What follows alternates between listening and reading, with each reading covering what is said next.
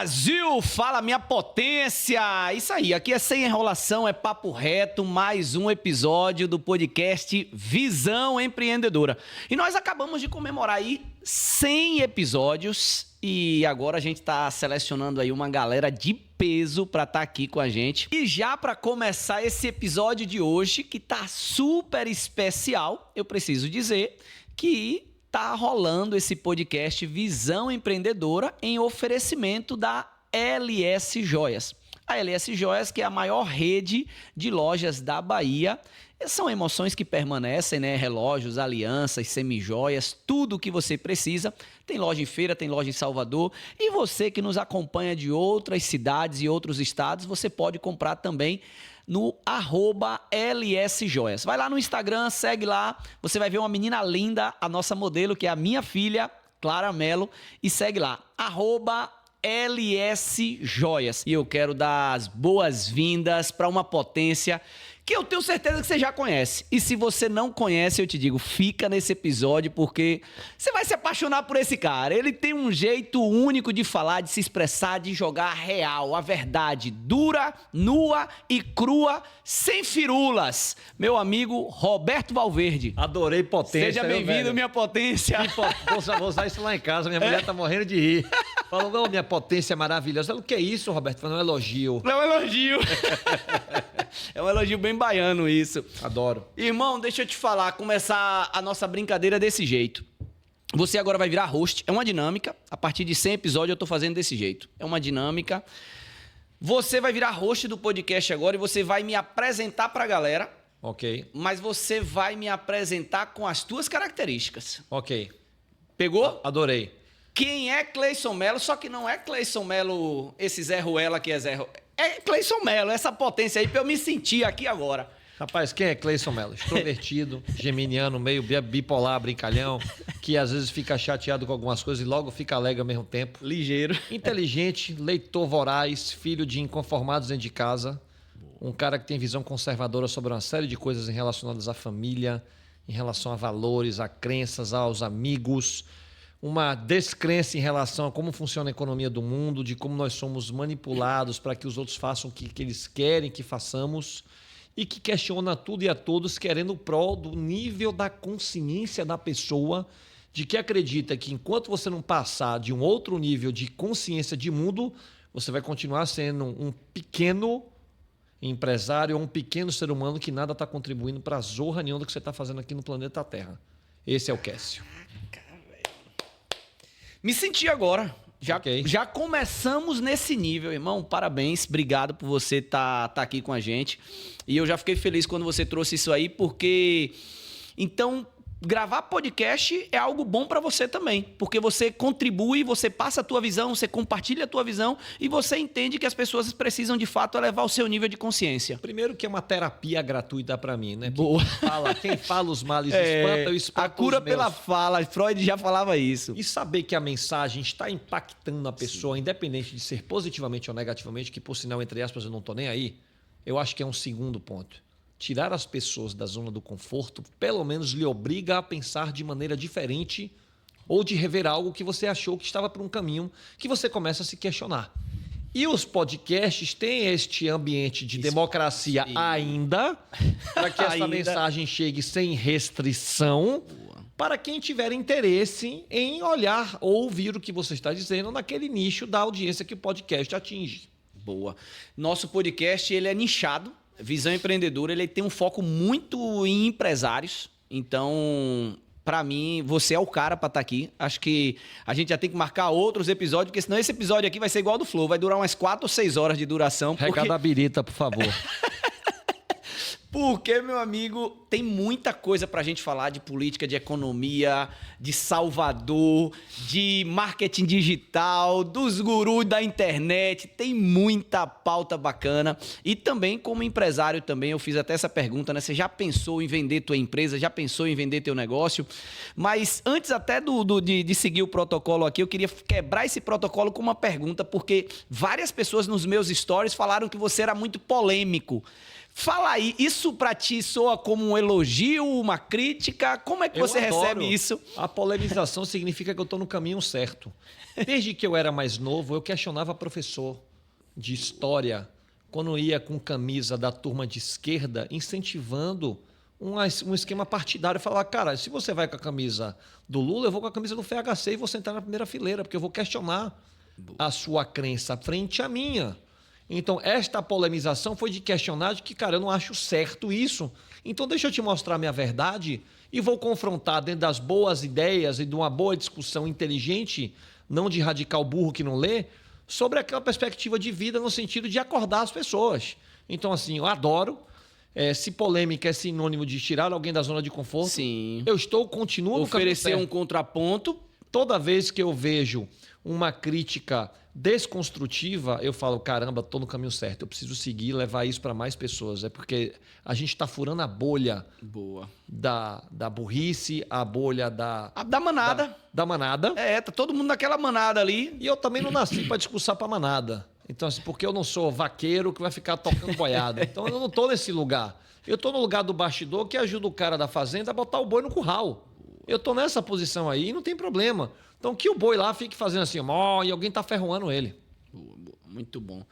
Cara, a gente vai entrar em alguns assuntos aqui que é polêmico, mas antes de entrar nesses assuntos, eu queria que as pessoas soubessem quem está falando, qual um pouco da tua história, e eu queria, de uma forma muito resumida, você trouxe um pouco até da tua escola, mas Valverde, criança, menino lá, vô, pai ou tia perguntava: o que você quer ser quando crescer? Qual era o sonho? Ser jogador do Bahia, ser cantor, ser médico, ser advogado? Você sonhava com o quê, velho? Quando eu era criança, eu sonhava em ser diplomata, porque a minha avó paulista dizia de que eu ia ser um cara com talento de oratória para poder negociar e entrar em entendimento entre as coisas. Sem querer, ela estava acertando, só que ela não sabia que eu seria um diplomata polêmico. Mas ela tem visão, pô. Ela tem visão, ela me entendia desde muito novo, mais do que meu pai, que queria que eu fosse um combatente, um cara ligado à arte marcial, porque ele era um cara de porradaria na rua. Ele queria ver o Roberto sendo a continuidade. Por sinal, meu nome é Roberto César e meu pai se chama César. Então, essa dupla sertaneja de nome, ali. Ele manteve ali um pouco do Cezinha dentro de mim, que é o lado brigador que eu tenho. Então, tá tudo certo. Não foi fazer jiu-jitsu, não? Eu fiz judô e fiz karatê muitos anos para aprender a me defender. Sim. Porque eu era muito magro quando era criança. E quando não existia o bullying, cara, eu tinha trocentos apelidos. Então, meu forte era argumentar. O cara me dava um apelido, eu dava 15 de volta. Acabou. Até chegar no nível da violência. Não aguentava na discussão. Aí é na porradaria, mas tudo bem, naquela época era de um jeito diferente, mais inocente. Então eu fui para esse estágio aí. E esse jeito de ser foi que me levou a empreender. Boa. Porque eu não me acostumei a trabalhar para ninguém. Aquele padrão de ficar na caixinha, eu não sou cara de caixinha. Então, ficar dentro de um escritório, recebendo ordem de um chefe neófito... De tal horário a tal horário, dia 5 o seu tá ali... gente limitada, me dizendo coisas que eu não concordava, eu pedi a mão e falei, cara, eu vou parar de trabalhar aqui porque eu zero me identifico nesse ambiente. E foi assim que eu comecei a me empreender. E inconformado em ver um empresário cheio de estacionamento na cidade, eu falei, cara, por que eu também não posso ter um monte de garagens? Porque eu trabalhava de manobrista no estacionamento de meu pai, na Rua Bela Vista do Cabral, em Nazaré, quando tinha a Justiça do Trabalho ali. Então foi fruto de um questionamento meu para mim mesmo e a resposta do meu pai não me convenceu, que me fez começar o meu negócio, que eu vinha prosperar anos depois, porque eu peguei essa empresa e transformei num negócio de médio porte, vendi para um grande fundo de investimento, pensando em ser o consolidador de Brasil. Isso deu certo, vendi para o Pátria em 2016, fomos para 700 milhões de faturamento em 2022 e fizemos a fusão com a Índigo, tornando um negócio de quase 2 bilhões de reais. Caraca. Então, esse storytelling, embora pareça bonito e enfeitado, eu tenho para contar do ciclo do início, meio e fim até receber uma grana. E com essa experiência, eu comecei a assessorar outras empresas para não passar todo esse infortúnio e ciclo você passou de 20 anos como conselheiro consultivo nas empresas, melhorando a governança, arrumando a casa e preparando as empresas para poderem ser vendidas ou arrumarem investidores. Então, basicamente, eu vendo empresas de grupos familiares que têm faturamento acima de 200, 300 milhões de reais por ano. Eu vendo para play estratégico, para grandes fundos. Eu faço uma assessoria personalíssima. E, de novo, eu estou questionando o mercado, porque o meu inconformismo foi: a Faria Lima está cheia de boutique, entubando empresário, vendendo sonho, com um site bonito, com mulheres bonitas na recepção, para poder dar ferroada no empresário. Eu falei, não, eu vou fazer diferente. Eu vou na rede social, eu vou contar o que eu sei, eu vou dizer o que eu aprendi, e eu vou dizer tudo o que você não quer ouvir. Por sinal, esse é meu mote em rede social. Então, o empresário se identifica comigo e fala, cara, eu quero contratar esse Roberto para poder me assessorar, que eu sei que ele não vai me dar entubado igual a Faria Lima faz com todo mundo. Então, essa é a minha atividade profissional de hoje. Me encontrei na caixinha certa, graças a Deus, e eu tenho uma rede social como voz ativa para tentar levar conhecimento e esclarecer e levar conhecimento para as pessoas irem para um outro nível de gestão e patamar de consciência. Excelente. Quando você começou aquele negóciozinho lá na garagem com teu pai ali, quando foi que você descobriu que esse negócio ia tomar uma proporção? Você chegou... Porque no início você já tinha noção, você tipo, tô nascendo e vou vender isso, vou... Não, zero. Eu fiquei 10 anos fazendo a pior coisa que tinha, era serviço de manobrista em bar e restaurante. Caraca. Então eu pagava... Era meu negócio, era para pagar a conta. Eu pagava o almoço para ganhar a janta. Então, literalmente, nesse esquema do qual eu era escravo do trabalho domingo a domingo, eu comecei a perceber de que eu estava no caminho errado, eu precisava pegar a garagem de prédio fechado. Quando eu fiz a conta de um prédio, quanto eu ganhei de dinheiro, eu devolvi todos os valets para o meu pior concorrente que tinha, para ele se ocupar com o mesmo problema que eu fiquei 10 anos de maneira burra me ocupando nisso. E quando foi que foi meu start? Quando eu comecei a viajar para fora, para congressos europeus, e entender a tese de mobilidade urbana para o mundo. E eu comecei a pensar meu negócio 10, 15 anos para frente. Então foi fazendo uma projeção financeira e de visão de negócio. Falei, caramba, não posso ficar estacionado, eu preciso sair da Bahia. Comecei a regionalizar minha empresa, comecei a pegar portfólios de negócios que fariam sentido para investidor, ou seja, eu estava validando a minha própria tese e endossando com um player europeu. Trouxe os europeus para o Brasil para eles olharem o mercado e eles me deram a mensagem, Roberto, você é bom, sua empresa é boa, mas você é pequeno. Quando você estiver grande, você volte aqui. Entendi. E aí foi aqui nesse momento que eu entendi que eu teria que preparar a governança da minha empresa para arrumar investidor. Foi aí que eu montei um conselho consultivo e trouxe pessoas de fora para me orientarem a jogar um jogo de Champions League. Então foram 2 anos de banho de loja, até que eu pudesse preparar a empresa em números, auditoria, processo, Pronta. gente, operação, portfólio de contrato, margem EBITDA, num percentual que o investidor olhasse, e fui bater carteira. Aí eu comecei a rodar Brasil e arrumar investidor. Na Faria Lima, Rio de Janeiro, Minas Gerais, tomei um monte de não. Fui super mal recebido por alguns, mas eu achei um grande fundo que estava estudando a minha tese. Então foi aquela coisa do time perfeito. Entendi. E era Teu o ano match de Dilma encaixou 2, o ali. Brasil estava indo para o buraco. Eu sabia que eu tinha que vender naquele time, senão o investidor ia pular fora. Eu lia livro do Credit Suisse no avião, que naquela época isso não tinha no canal do YouTube, prevendo o desastre da economia da América Latina. Então eu antevi movimento econômico de 3 anos. Falei, agora eu não, que foi aí que eu dei o start e vendi minha empresa para o fundo. Caraca, muito bom. Você, nessa jornada, qual foi o maior desafio desse loop aí que você deu aí? Cara, nesse looping foi primeiro ter sobrevivido com a empresa em pé. Eu tinha muita concessão pública, então passei por todo tipo de problema, de fiscalização, de roleiro, pessoal querendo romper meus contratos, concorrente tomar o que era meu. O ser humano ele é movido muito mais em querer pegar o que é seu do que ele construiu dele próprio. É uma cultura brasileirada burra, idiota, que só faz te atrapalhar, mais o custo da burocracia e corrupção. Então, esse looping mais muito funcionário na Folha, mais passivo trabalhista, mais juiz do trabalho paternalista, mas um ambiente que não contribui nada. A mídia baiana me perseguindo porque eu tinha concessão de estacionamento, eles ficavam tentando fazer com que minhas concessões fossem vencidas, porque tem muito jornalista vermelho que recebe dinheiro de empresário para poder tomar o que é seu. Então eu também sofri isso aqui na pele, na Bahia. Então eu sofri todo o ciclo para você não ter que dar certo. E eu sobrevivi porque eu sou um vietnamita baiano, meu irmão. O Rambo vem, eu morro do saco dele, não tem essa. Então, nesse ciclo... Eu ia lhe perguntar isso. Como é que você sobreviveu a essa pressão aí? Fruto a criação que eu tive dentro de casa, de pais inconformados que nunca aceitaram não como resposta. Boa. Então, isso me dava uma fortaleza, uma vontade. Quando eu melhorei a gestão da empresa, eu comecei a me preparar para aguentar um novo nível de porradaria. E o meu grande desafio, vou te falar, foi quando eu vendi a empresa para um fundo que eu me tornei sócio de uma grande player do mercado financeiro. Ali foi minha grande escola de vida, que eu fui aprender tudo o que você deve ou não fazer no mundo dos negócios. Então eu aprendi a conta do dinheiro, a origem onde a grana vem, como que esses caras entubam os outros, como é que floreia uma tese, como você engana investidor, como você faz esse dinheiro multiplicar, como você compra empresas, como você vende, a arte de usar o dinheiro para o bem ou para o mal. Essa foi uma grande escola que eu agradeço muito aos anos que eu tive de convivência com fundos, anos que eu morei em São Paulo, porque eu aprendi o nível máximo da gatunagem e uso isso nas boas práticas para poder ajudar outros empresários.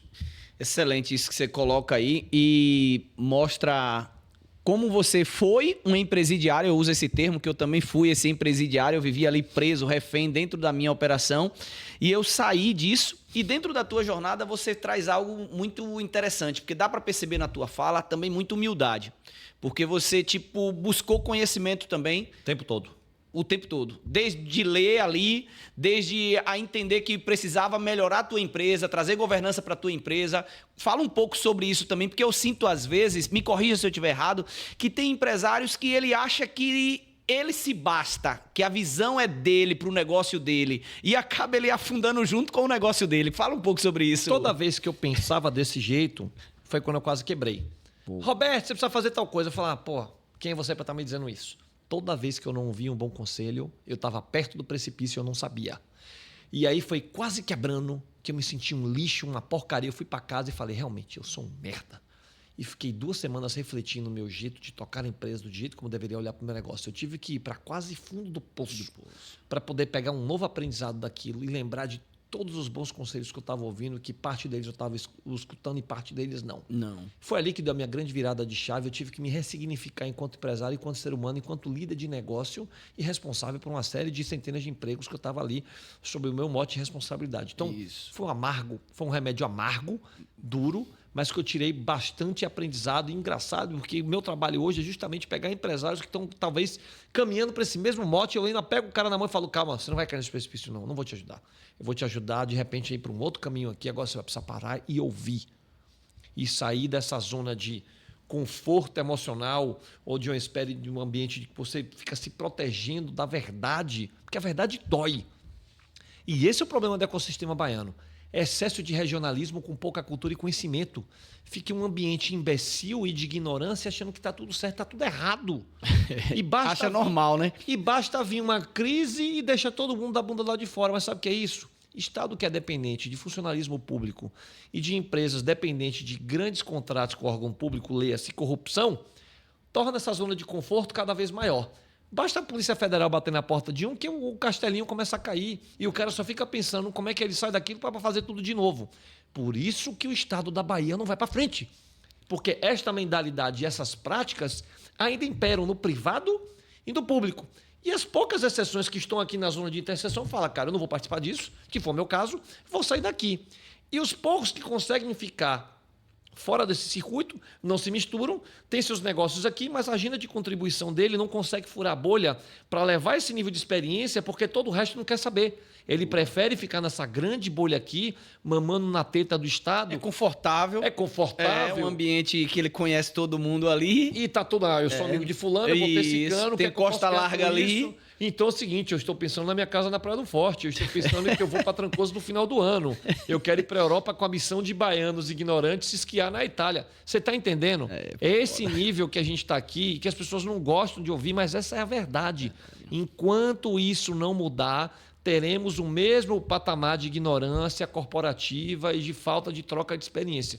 Aqui tem excelentes talentos que moram aqui e as pessoas não acessam essas pessoas. Sim. Inclusive, eu já me coloquei à disposição aqui. E, na verdade, é colocado, às vezes, até para você sair, pô. Nem as pessoas aqui acabam valorizando, porque diz que o santo de casa não faz milagre. Então, exato. Tem esse sentimento, entendeu? Bom, eu sou conselheiro de empresas. Quando vem alguém de fora, a gente endeusa, mas... Cara, eu nunca vendi empresa daqui.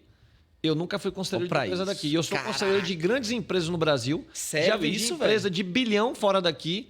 E, cara, as empresas daqui nem sabem de mim. Ou então, quando me chama para almoço, quer chupinhar conhecimento de graça e não me contrata. Então, eu nem perco mais meu tempo. Falo, cara, nem me chame. Que eu já sei o que me espera. Entendeu? Essa agenda de rúpia baiana, de querer pegar um negócio de graça, de não querer pagar, de achar que tá aproveitando de graça e não vai prestigiar porque eu sou daqui. Não, burro, é o contrário. Aproveita que o Valverde está aqui, use isso a seu favor, não contra, mas é impressionante. Parece que você está falando para um extremista que não escuta, entendeu? Ele só... Mas só que ele gosta... Ele gosta de pagar uma mentoria milionária fora. Sim. Ele gosta de cair nesses clubes de network que ele paga uma nota para estar no fim de semana, porque a experiência mexe com a vaidade dele. Ele volta se achando. Porra nenhuma. Continua sendo o mesmo imbecil de sempre, não vai gerar negócio nenhum, não vai gerar riqueza nenhuma, vai continuar... Uma sensação, uma falsa sensação. É uma espécie de um doping intelectual de curtíssimo prazo que ele pode pegar 3 livros e ter a mesma experiência, só que ele precisa ser envaidecido, precisa ser floreado. Ele paga. Então, os estímulos estão errados para um resultado que não vai existir. Resultado esse que ele nem sabe mensurar. Caraca, bicho, você trouxe uns negócios aí da Bahia e eu vi uma reportagem essa semana que eu fiquei estarrecido, pô. A gente sabe do Nordeste com comparação ao Brasil, mas do Nordeste, a Bahia é o estado que mais tem empresas no vermelho, que mais tem empresas endividadas. Bicho, como explicar isso? Porque a gente não está comparado com outros lugares, a gente está comparado com o Nordeste. E eu explico. E a gente ainda... Ou seja, olha o nível da nossa classe empresarial, cara. Então é o seguinte... Como explicar isso? E eu falo isso não no sentido de... Não estou aqui para falar mal da Bahia, mas a gente precisa encarar essa dura realidade até para a gente buscar caminhos para mudar isso. Se você olhar estados do Nordeste que estão um bom tempo na nossa frente, olha o Ceará. Eu ia citar...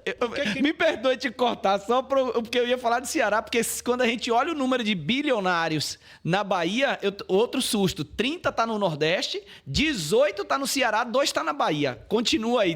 O empresário que cearense, doideira, cara. Ele se especializa.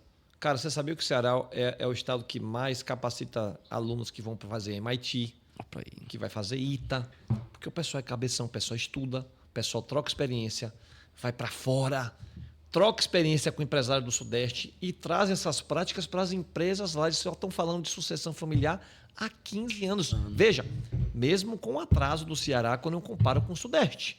Mas assim, então, empresas familiares têm procurado deixar o conhecimento, o legado do conhecimento no Estado, dentro da empresa. E trazem executivos de fora com experiência para ensiná-los a fazer uma gestão diferente como eles faziam. Eles tiveram essa humildade de importar capital intelectual.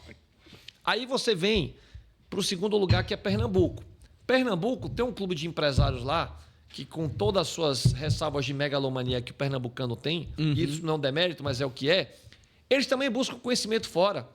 E fizeram um planejamento de infraestrutura baseado na área de portos, na área de algumas concessões. Startups também. Que fazem fortes, né? o Estado começar a pulsar uma economia de maneira diferente. Ué, qual que é a maior construtora hoje presente na Bahia? Moura do B, listada na Bolsa, que é um canteiro de obras em Salvador, que faz os maiores lançamentos de alto padrão. Por que não é empresa daqui? Uma excelente reflexão. Boa. Aqui já tivemos os bons das construtoras. Quantas delas quebraram? A maioria não existem mais aqui, no papel. Pega as construtoras dos anos 90 e pergunte quem sobreviveu. Por quê? Falta de gestão, porque é dependente de concessão pública para fazer obra, porque não sabe fazer controladoria de gestão de caixa. Então, isso mostra. Outro estado que está começando a descolar? Paraíba.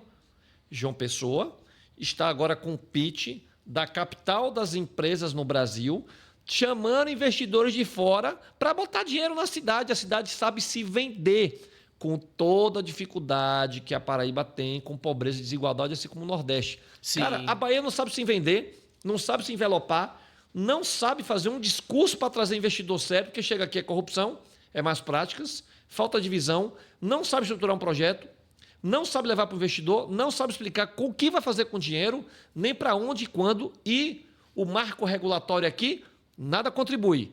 É pedido de bola, é pedido de contribuição adicional, aí as fábricas, por favor, vão embora. A Camaçari foi embora por quê? Por que deixou de ser a Camaçari?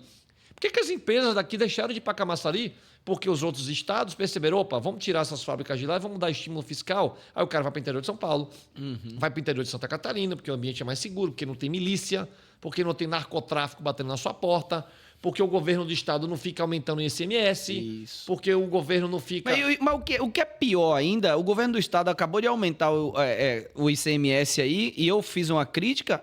Qual foi a entidade que se manifestou? Nenhuma, sabe por quê? Nenhuma. Aí como é isso? E aí fica todo mundo aplaudindo, pô. Porque quer mamar na teta, porque quer alguma coisa com o governo, porque quer alguma obra, porque quer participar de alguma joint venture com alguma empresa chinesa que está aqui comprando tudo a preço de banana. A mídia não fala nada disso. Não fala. Você tem uma ponte que não vai sair.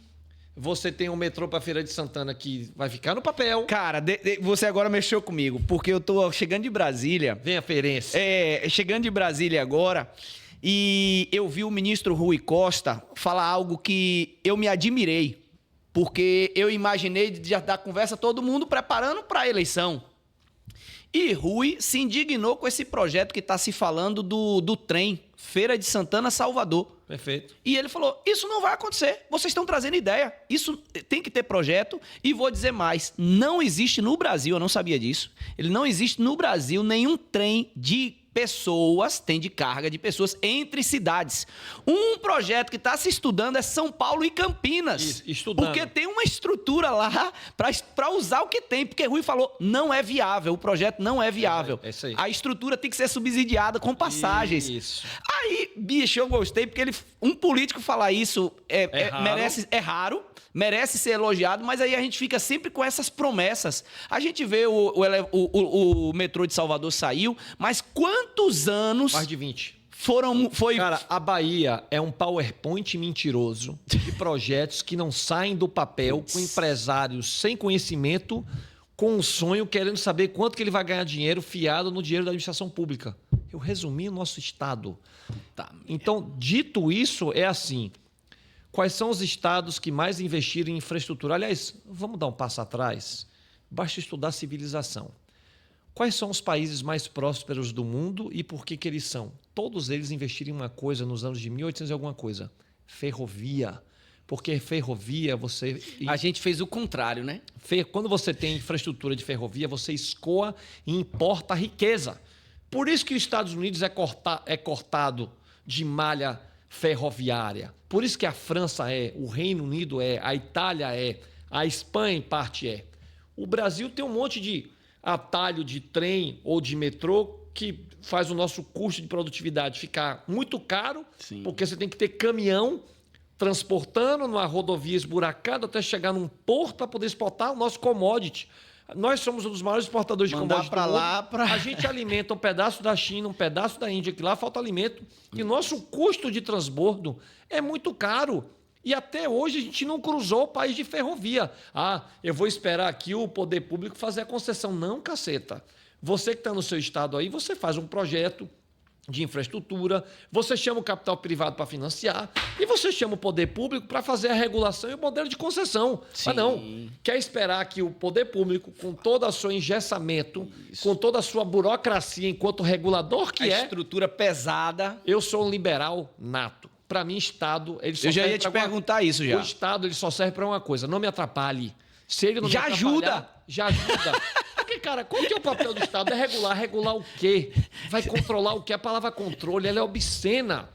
País que prospera não tem que ter uma dinâmica de burocrata te controlando. É tipo, meu irmão, vai fazer o seu. Deixa o dinheiro entrar no Brasil. Deixa o dinheiro de investidor sério botar aqui para gerar riqueza. E a riqueza não é só o dinheiro para o investidor. É educação financeira das pessoas. É capacitação de mão de obra. É geração de emprego de verdade. Sim. É capital intelectual sendo desenvolvido e a melhoria da prosperidade da região que o dinheiro está colocando.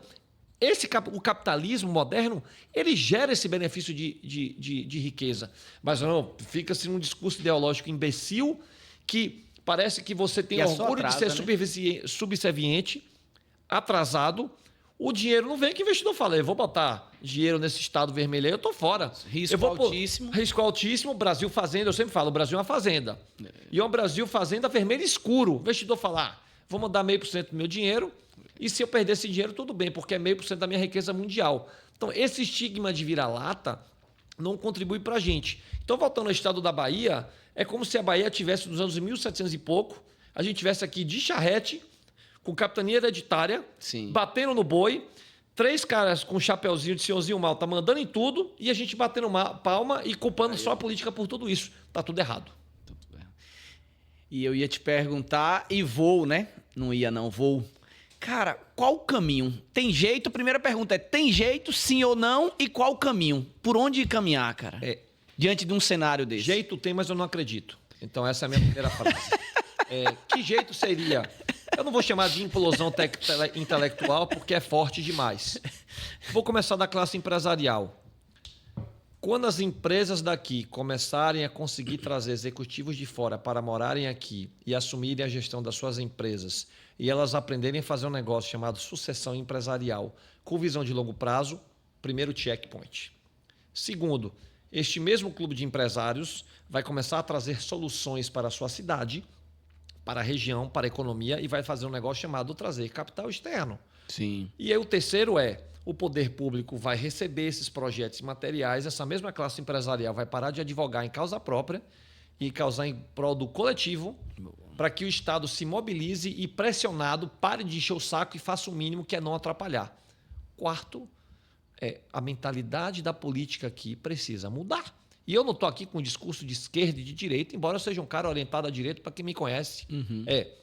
Enquanto estivermos numa política falaciosa de que estamos gerando riqueza, mas nós temos uma política assistencialista de dar benefício e Bolsa Família, para o povo ficar no curral, numa política de voto de curto prazo, o Estado quebrando aos poucos, porque o nosso Brasil vai quebrar no que vem, eu já falo sobre isso, não teremos solução. O cenário ele é sombrio. Eu não vejo um cenário de melhoria de uma curva cinzenta para uma zona azul. Infelizmente, eu sou um baiano apaixonado pelo lugar de onde eu vim, nasci, por isso eu voltei a morar aqui. Eu poderia morar em qualquer lugar do mundo pela atividade profissional que eu faço. Sim. Mas é com extrema tristeza que eu vejo esse ecossistema pobre se movendo a passos lentos rumo a um precipício. Caraca. O Brasil vai quebrar. Vai quebrar. De onde nasce essa afirmação? Baseado em quê? Ok, vamos falar alguma Eu gravei um episódio... inclusive, eu vou recomendar você que está acompanhando a gente, se inscreve no canal. Porque toda segunda-feira tem um empresário aqui conversando comigo. E eu ouço a todos. Aqui é liberdade. Aqui eu ouço todos. E teve um que passou por aqui, que está no episódio, depois eu vou deixar nos comentários aí o número do episódio dele para você assistir, que ele disse que o Brasil é inquebrável. Que ele disse que desde criança ele ouve essa história e é sempre político querendo se promover e falando isso.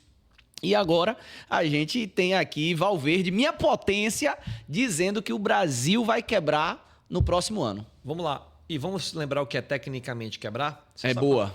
Lembra quando é que o Brasil quebrou? Em 2015, na Dilma II. O Brasil estava tecnicamente quebrado. E o que é estar tecnicamente quebrado? Você faz uma conta de déficit fiscal e superávit. Quando você está devendo 100% daquilo que você arrecada, ou seja, a sua dívida é 100% do PIB, que é o que aconteceu agora em julho, nós batemos 52 bilhões de dívida fiscal. Nós batemos um recorde de endividamento. Vamos comparar o Estado com uma empresa.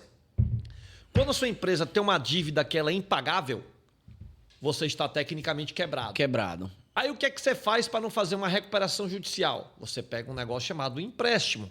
Empréstimo esse que o Brasil, desde a época que o Brasil colônia, pega dinheiro no FMI, no Fundo Monetário Internacional. Sim. Que a depender da conversão para o dólar, esse dinheiro fica mais caro ou mais barato que você está pagando a parcela dos juros. Sim.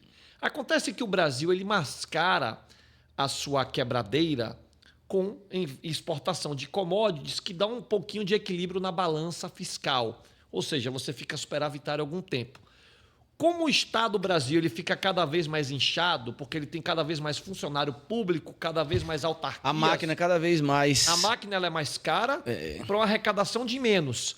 Então, aí o que o governo faz? Pô, preciso aumentar meu faturamento. Ele aumenta a carga tributária, ele aumenta políticas que penalizam quem gera riqueza, que é o empresário. Isso. O empresário fatura menos. Gera riqueza e gera emprego, mais recuperação desenvolvimento. judicial, porque o dinheiro está caro. Sim. E o dinheiro está caro porque a política fiscal é ruim. Percebe o ciclo completo? Então, o Estado não faz o seu dever de casa, que é enxugar a máquina pública, ser uma empresa mais eficiente, ela incha custo, medidas eleitoreiras de curto prazo. O que o Brasil vai quebrar no que vem?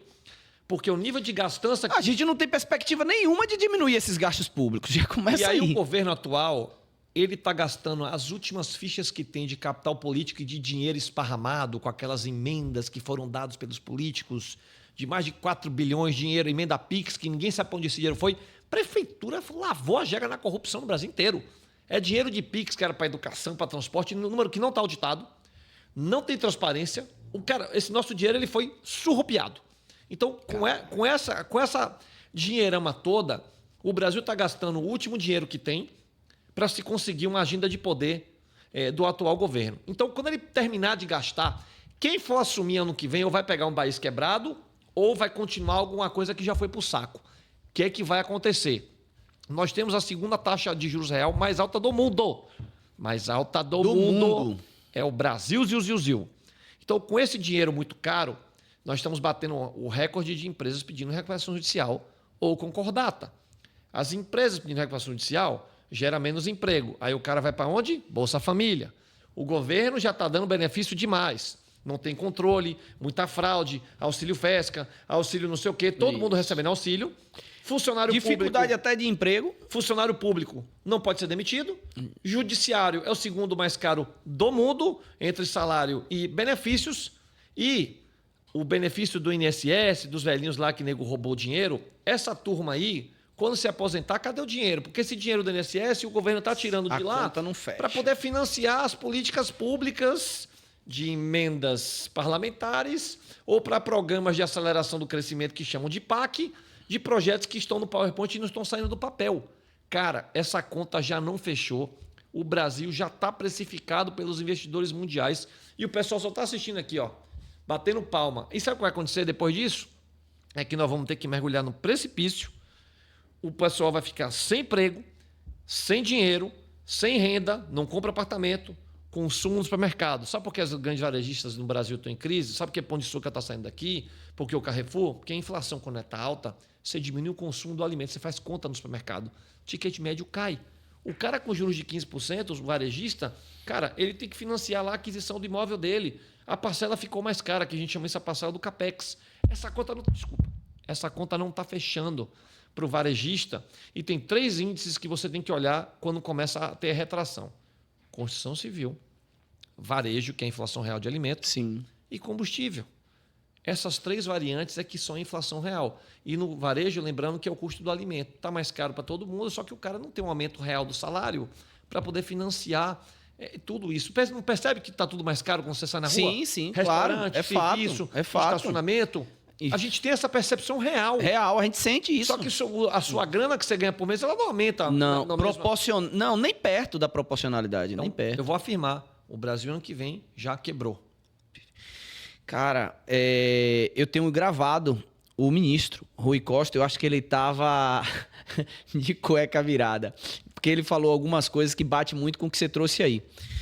E ele colocou mesmo que a dor dele de não acontecer... Olha, 54 bilhões é o investimento anual do país em obras do PAC, obras de infraestrutura. Ou seja, o que o país tem para investir no ano são 54 bilhões. Antes. 50 bilhões... é destinado para verbas de emendas parlamentar. Ou seja, 50% do que o país vai investir, 50% desse valor é entregue nas mãos dos deputados para emendas parlamentares, que a gente já sabe qual é a função. Exato. Então esse dinheiro vai a fundo perdido. Imagine, olha bicho. Que desperdício de dinheiro. Então assim, como que uma empresa dessa... Compara o Brasil com os Correios, quebrado tecnicamente. Como que, cara, você tendo um Brasil gerido dessa maneira e por políticos, isso aqui não vai dar certo. E quem pode salvar o Brasil é um empresário, mas as classes têm que se unir numa agenda única, não numa agenda sindical própria de resolver o problema do setor dele. Sim. O que o empresário faz? Ele vai lá e pede uma emenda parlamentar para beneficiar, sei lá, um transporte, para beneficiar o setor de farmácia. O outro lado do agro. São microdecisões que é um analgésico de curto prazo. Ninguém vai, enquanto classe, fazendo uma pressão e apresentar um projeto para que se mude isso e pressionar o seu parlamentar para que você votou. Essa agenda construtivista ela não consegue existir no Brasil. É um bloqueio completo e um excesso de individualismo, de só olhar para o seu próprio umbigo em vez de olhar para o país. E é para esse caminho que nós estamos indo, cara, infelizmente. Cara, beleza. Você até apresentou a solução aí, que para mim me desanima também, porque eu penso que os empresários, a solução passa por isso, os empresários assumirem um papel mais de protagonista, mas que a gente, quando conversa com os empresários, a gente vê que não tem tanto esse interesse. E cada um é preocupado com o seu negócio. Como eu tenho uma audiência de muitos empresários e tenho empresários de pequeno, médio, grande porte, para o cara de pequeno e médio, que ele vê todo esse cenário e vê você falando sobre isso e assusta ele, E ele fala assim, pô, Valverde, minha potência, eu não consigo resolver esse problema aí não, porque falar da união aí tinha que ser mais as entidades, tinha que ser uma FIEB, uma FCDL, uma estrutura maior. Microagendas de poder individuais ali. Essas associações têm muita corrupção, tem muita agenda de poder e tem muita agenda de interesse próprio para fomentar suas próprias empresas. O conflito de interesse nasce nas suas associações. Então, eu sou descrente em relação a esses modelos associativos, que são modelos paternalistas e de agenda de poder individual. Boa. Se você botar a lupa, aí dizer, Roberto, beleza, já que você minou que as associações são um grande problema, como resolver isso? Sim. Eu sou partidário de uma única maneira de fazer. Monte um conselhão. Sou conselheiro, então eu posso falar de maneira tácita como funciona. Monte um conselhão de empresários de expertises e áreas diferentes. Boa. E a proposta ela tem que ser genérica, sem viés partidário, ideológico ou individual. E cria uma pauta da cidade ou da região que você vive. Coloque tudo que você gostaria como fosse. Como que o seu capital intelectual pode contribuir, o que você faria. É um bom MVP. Perfeito. Pegue isso e transforme em alguma coisa palatável. E pegue seu PowerPoint, sai da ideia e vá para a execução. Que é outra coisa que agora você vai ter que mostrar a sua capacidade vender a ideia. Vender a ideia e executar a ideia com o dinheiro de alguém. Sim. Você começa a transformar um microespaço. Cara, comece pelo seu bairro. Comece pela rua que você mora. Comece pela cidade que sua empresa está empreendendo. Comece pelo estado, vá pelo país no final. Mas essas iniciativas poderiam fazer algo diferente para o Brasil. Pouca gente fala isso. O que eu vi foi um conselheiro de empresários tapafúrdio fazer a agenda lá, política partidária lá com o governo atual, em que depois esse conselho não tem mais nenhum tipo de valor, com uma agenda ideológica, com a demagogia arbitralmente, sem nenhum tipo de sugestão e solução prática, e ninguém vai falar sobre isso. A ideologia tomou conta do negócio e se parou um projeto que no início, lá no very beginning, tinha uma proposta de valor clara. Cacete. O cara que está com sua loja agora, amigo, como é que ele lida com essa situação? O empresário que está dentro do comércio lá no dia a dia dele. Guarde dinheiro, faça reserva, não assuma compromissos de financiamento, não assuma compromisso de aquisição. Coloque seu dinheiro na renda fixa antes de ser tributada para fazer alguma performance e tome riscos moderados fazendo um cenário de futuro. Se pergunte o seguinte, para cada real que você bota no seu negócio, qual que é o retorno do capital investido? Se você vai botar 100 mil, pergunte se ele vai retornar. Eu ia te perguntar sobre isso aí, até para você aprofundar um pouco isso aí, porque hoje com a taxa de juro muito elevada, isso não acaba sendo um desincentivo a eu... Porque eu vou pegar meu dinheiro e vou montar mais uma loja. Exato. Eu tô falando isso porque eu tenho 5 lojas. Seu dinheiro tem Mas eu não tenho... Quando eu analiso minha DRE, quando eu analiso a minha margem de lucro, que é tão baixa, não compensa, é melhor não trabalhar, é melhor não gerar emprego. Então você está no negócio errado, porque se você tem margem de lucro abaixo de 10%, já tem um rio. Já tá errado já, né? Já tá errado, saia. Então, tô indo, viu? Então, assim, sua margem de lucro, para você ter pelo menos uma margem de erro, deveria ser 15%. Se cair para 10%, você pagou a conta. Mas peraí, que agora a gente vai brigar agora. Porque no varejo não dá isso. Ah, mas o varejo é ruim. E aí eu queria que você comentasse isso. Barsi disse que toda empresa de varejo tende a quebrar. Você compartilha dessa visão de Barsi? Compartilho. Cacete. E é o seguinte, né? Margem abaixo de 10%, você faz um negócio chamado pedalar fluxo de caixa. Porque você faz estoque, você antecipa, para depois ter um prazo médio de recebimento geralmente maior do que quando você antecipa a grana. Então, o varejo já te dá esse problema. Aí você depende de um negócio chamado consumo do B2C, que é o cliente final. Sim. Aí, se você vai via canal de distribuição, esse cara te dá o pênalti que ele quer te pagar 100 dias depois, porque ele quer sua mercadoria antes e você não fez a conta do custo desse dinheiro. Por isso que a margem não fecha. Roberto, como sair disso? No varejo só tem uma maneira de fazer. E-commerce 100%, tire os intermediários da cadeia e seu único custo será meio de pagamento. É a única forma do negócio parar de pé, a depender do produto, ticket médio, recorrência e volume. Se esses indicadores não estiverem batendo, sua margem tem que ser última linha acima de 10. Nada abaixo de 10 é bom, presta.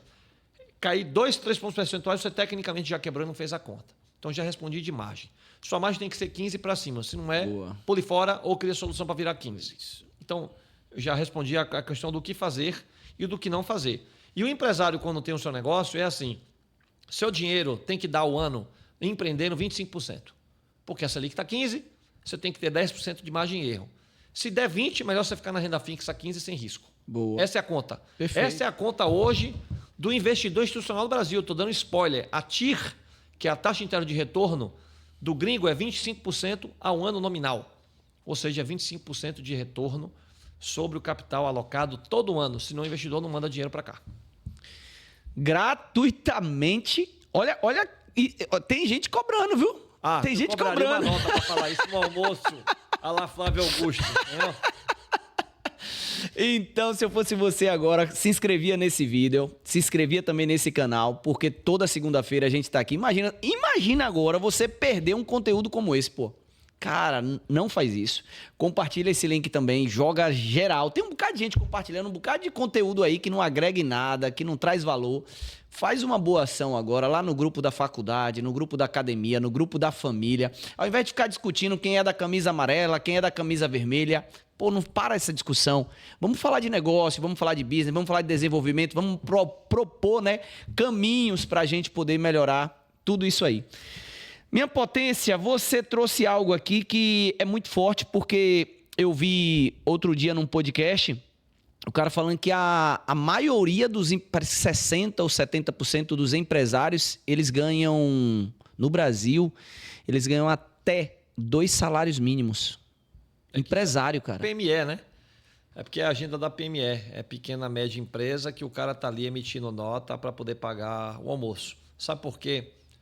Porque do ponto de vista de riqueza de negócio, nós somos muito pobres. Mas literalmente esse empresário não vai ficar rico, né? Ele vai... Não, nunca. Nunca, na verdade, né? Ele vai quebrar. Ele vai quebrar. Tecnicamente, é isso que vai acontecer com ele. Ele tá só pagando... É um oxigênio, é um tempo e chega um momento...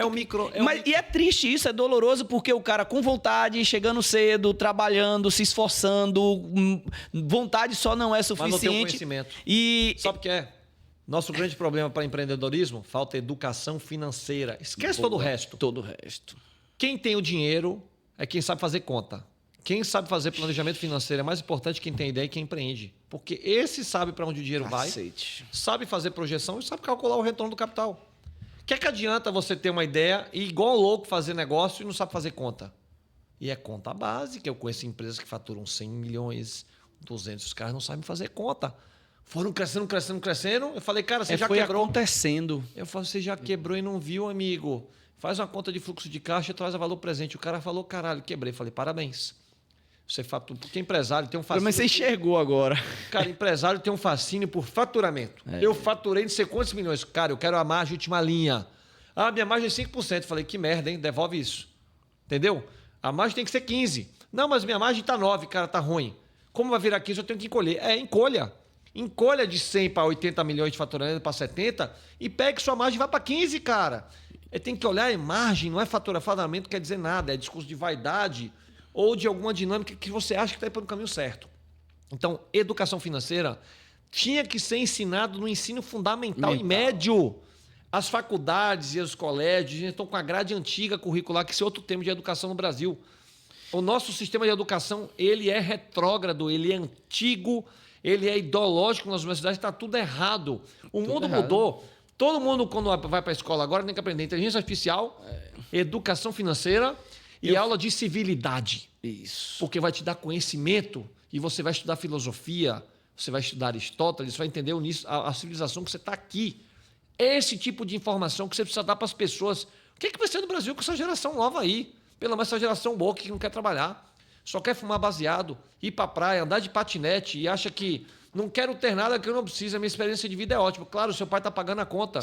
Quando ele morrer e te deixar um monza velho, você vai ver o que é passar necessidade, que você não vai saber o que fazer da vida.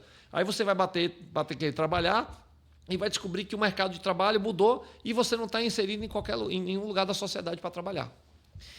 Eu quero falar com você, empresário aí. Isso que Valverde trouxe aqui, pô, é fundamental. É triste essa realidade, Valverde. Eu faço um trabalho de mentorias com empresários e é normal eu perguntar a ele a margem de lucro dele e ele me responder o faturamento. Ou seja, ele nem sabe a diferença. Isso. E empresas relativamente grandes. Eu já tive casos de empresa de faturar 3, 4 milhões e não ter DRE. Tipo assim, do empresário, O empresário, ele... Não, isso aí é lá com a contabilidade. A resposta clássica é essa. Sabe? Isso é lá com a contabilidade. E quando você pergunta, ele fala assim, não, eu não olho não, porque eu não entendo não, é só para o governo lá, é meio que só para prestar conta, sabe? A contabilidade acalenta a ignorância da governança financeira. Essa é outra frase minha. Boa, gostei. A contabilidade acalenta... O coração da ignorância da gestão financeira. Então, o cara acha que o contador está salvaguardando. Na verdade, o cara está fazendo só um recolhimento para pagar imposto. Imprimindo as folhas ali. Empresa grande, eu vendo companhia grande, quando chegar lá, fala, não, Valverde, eu vou te mandar o balanço contábil. Falei, não, amigão, eu quero o demonstrativo gerencial realizado da sua empresa em Excel. O cara não tem. Ou quando tem, vem todo cagado, fala, é assim que você quer vender sua companhia? Parabéns, 2 anos de trabalho pela frente para você voltar a pensar no assunto. Imagine para o cara ouvir isso. Eu ia te perguntar até justamente sobre isso. Como você trabalha hoje... muito em vendas e fusões de empresas, qual o cenário que você encontra? Quando a galera está querendo fazer isso, ela já está preparada? Quando é que nasce isso? Qual é o ponto que o cara começa a pensar nesse... Porque eu falo isso porque na pequena empresa, o cara não pensa. Eu vou falar isso porque na pequena empresa, o cara... A empresa é minha filha. Eu tenho quase com amor ali. Se eu disser que eu vendi minha empresa, o cara, bicho, foi mesmo, você vendeu sua empresa, parece que aconteceu algo ruim. Então, num outro cenário é que o cara fala, você conseguiu, parabéns, você conseguiu vender sua empresa. Vou separar o mote. Separa isso aí para trazer esse conteúdo pra gente. Empresa média. O que é empresa média? O cara fatura por ano 10 milhões, 15, 20, 30, 40, 50. O que é que desperta ele querer vender a empresa? Porque ele olhou a notinha na revista Exame que alguém vendeu. Ele fala, opa, fulano vendeu do meu setor, eu quero vender também. Uhum. Ou quando ele está apertado de grana, ele acha que vender é a solução. E mal sabe ele que não vai ter comprador. Ou porque disseram para ele que é a hora de ele pensar em vender um negócio. Ou seja, ele não tem visão de médio e longo prazo e está com as premissas erradas, ele nunca vai conseguir vender a companhia dele. Quanto menor a empresa, pior o nível da bagunça. Então, por isso que, por exemplo, eu não pego um mandato de empresa que fatura 50 milhões por ano, que a chance dos números dele baterem é perto de zero. Caraca, empresas que têm faturamento acima de 100 milhões, é comum o cara querer vender porque ele acha que precisa arrumar um investidor para poder crescer, mas ele não tem a projeção adequada e mal sabe ele que o investidor não vai botar dinheiro porque ele não sabe explicar o que vai fazer com aquela grana. Ou porque ele está cansado, porque para chegar naquele número ele ralou bastante, ele acha que vai vender a empresa para fazer a vida dele. A minoria está preparada para vender a empresa, porque o cara olhou o mercado, olhou o setor, entendeu que agora se ele não vender, ele não vende mais, porque ele já calculou quanto a empresa dele vale, ou porque ele sabe que o setor dele tem beleléu a hora de antecipar o movimento, ou porque ele entendeu que precisa se juntar com o outro para poder crescer, ganhar mercado e depois vender por uma bolada. Essa é uma pequena minoria. Que é a turma que se preparou ou que já conversou com o Valverde há 2 anos atrás. Eu disse a ele o que tinha para fazer para depois voltar com o dever de casa feito. Apontou o caminho. Apontou o caminho. Então são essas... Que o recomendado então é isso. O cara que está pensando agora já conversa, porque vai ter que ter pelo 2 anos em uma aí para arrumar a casa, né? Cara, eu faço um negócio que as assessorias de investimento ficam loucas. O cara me procura para vender a empresa. Eu falei, não, você não vai vender a empresa agora, você não está pronto. Boa. Aí o assessor fica mal, velho. Vender sem estar pronto vai se ferrar. Você deixou de pegar o mandato e ganhar grana. Eu falei, cara, eu vou jogar ele no precipício, tá tudo errado. Eu tenho que dizer para ele o que ele não vai fazer e o que ele tem para fazer nos próximos 2 anos. Boa. E se ele não quiser fazer, não é meu cliente. Vai vender com outro, que eu não vou enganar o cara. Senão o cara vai para o momento errado, vai ser almoçado na mesa de negociação, ele não sabe quanto a empresa vale e ele só vai descobrir as más notícias ao final, porque o mercado financeiro ele sabe fazer isso. Ele vai, lhe dando aquelas facadinhas devagarzinho, você vai sentindo uma dorzinha no calcanhar, no tornozelo. Quando você vê, o cara já levou seu fígado de graça e você achou que estava indo para um outro patamar. Na verdade, mesmo, o seu corpo está todo vazio por dentro. Na internet hoje estão se falando muito de equity. Explica a equity como se você fosse para falar para tua avó, velho, ou para tua filha, de uma forma simples, porque às vezes fica o juridiquês, a galera falando de... Quem fala muito de um jeito diferente é para te vender mentoria cara, né? Então cuidado com jornadas, não sei o quê, falando de equity aí, tudo isso é falácia para enganar o bobo. Então dentro já dei a mensagem de quem é o seguinte, equity nada mais é do que, traduzindo para o português, é participação. Toda empresa ela tem participação, eu posso ser 100% dono de uma empresa, você pode ser 80% dono da empresa. Então, o meu equity na companhia é 100%, o seu é 80%. Certo. Então, a palavra do equity, ela remete a você vender um equity da sua empresa, ou seja, vender uma participação para alguém por um delta preço. A outra é você tomar uma diluição que é você estar diminuindo a sua participação acionária, porque alguém aportou um dinheiro, porque você negociou um pedaço da sua empresa para um delta projeto de expansão pela frente, ou você se juntou uma empresa com a outra. Então, por exemplo, eu participei de uma fusão da companhia do qual era acionista, Grupo Paribem, com a Índigo. Nós duas empresas juntas faturavam na época 1,5 bi de receita. Tivemos que fazer uma correlação de participação do novo veículo, quantos por cento de equity as duas empresas juntas terão num negócio só. Então, o equity é isso, é por isso que essa terminologia é feita. Sim. E é por isso que é muito utilizado no mercado de M&A, que é o mercado de fusões e aquisições de empresa.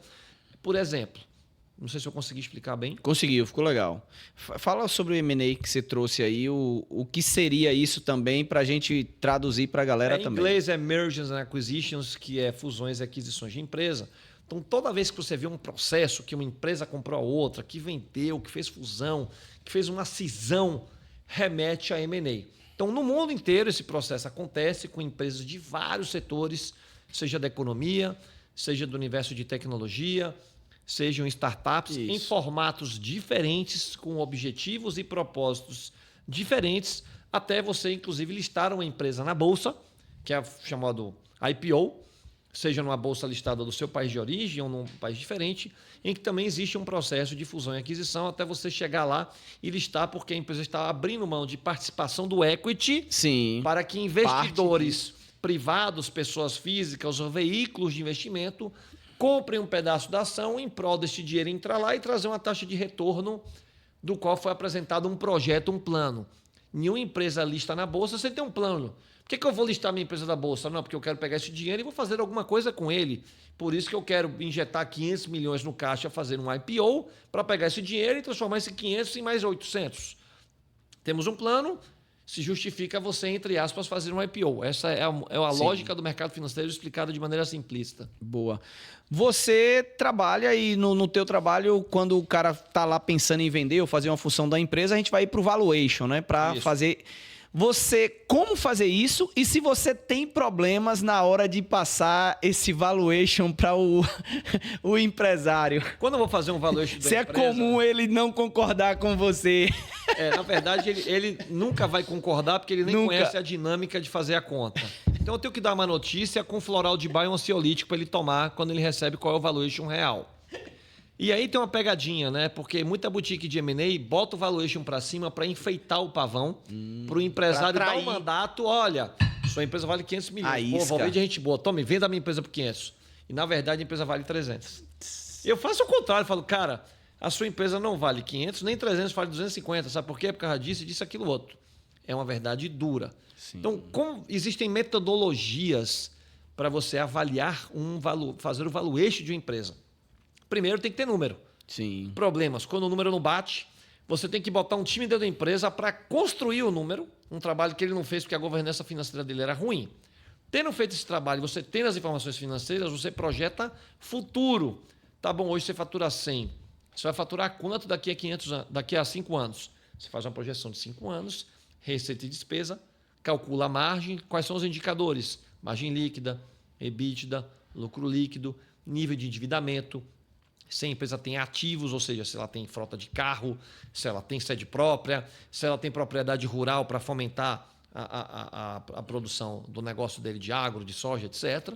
E toda essa composição de indicadores fazem você chegar num delta preço, em que o mercado precifica fazendo uma conta de fluxo de caixa descontado, ou ele vai fazer um múltiplo de EBITDA, Sim. ou ele vai fazer um múltiplo do lucro líquido, ou até um múltiplo da receita bruta, que é muito comum para startup, que tem startups que ainda não dão lucro. Então, você não pode fazer um múltiplo do EBITDA, que o EBITDA é negativo, você tem que fazer uma conta sobre o múltiplo do faturamento bruto da empresa.